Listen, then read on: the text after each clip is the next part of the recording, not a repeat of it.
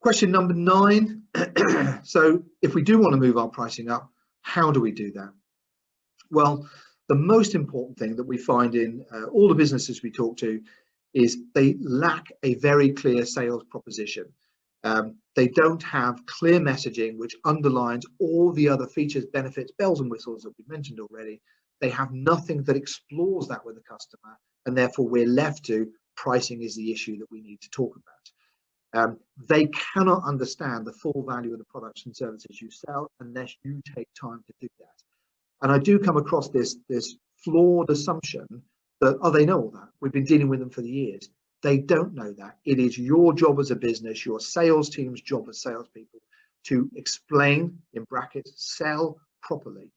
You need to have that good sales proposition and a clear process. This is how we communicate. This is what we do. You also need to have a very well articulated, clearly thought out reaction to, God, that seems expensive.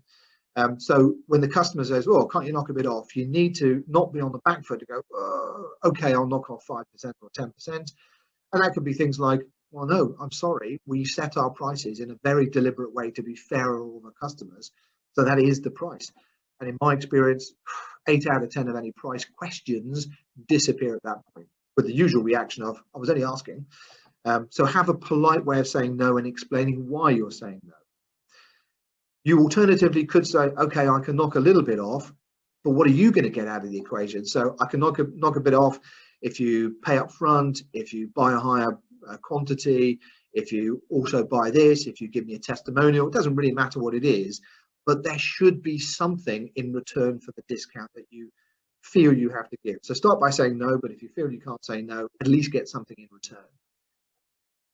Alternatively, again, you could say, okay, I can drop the price. What do you want me to take out of the deal? What do you want? Do you want to pick it up instead of me delivering it? Do you want to not have the extended warranty? Do you want to withdraw the guarantee of quality? Lots of things that you could opt to take out. Now, in most cases, again, the customer goes, oh, no, I want that included. Well, I can't do all these things for a lower price.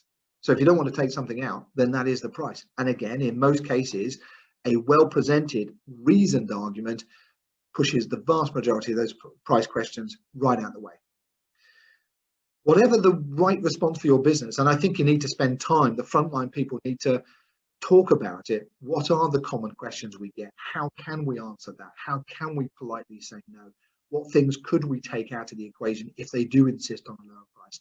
Whatever the response is, you need to be prepared. You don't want to leave it to the instincts or emotional reaction of the person at the front line. When somebody says, God, that's expensive, the obvious decision for it, or the obvious response to which is, okay, I'll be cheaper. That avoidance of pain reaction, which we mentioned, we don't want to have that. We need to give them the tools to go, I'm glad you asked that question.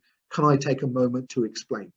If you have all the tools, you have the paper trail, you have the reasoned, well-articulated responses, the vast majority of price drop requests disappear. Thank you for your time. I appreciate you've taken time out of your day to listen today. I hope you found it useful. There are my contact details on screen. If you buy my book, pick up the phone. I always have time to talk to people about pricing. So thank you for your time today.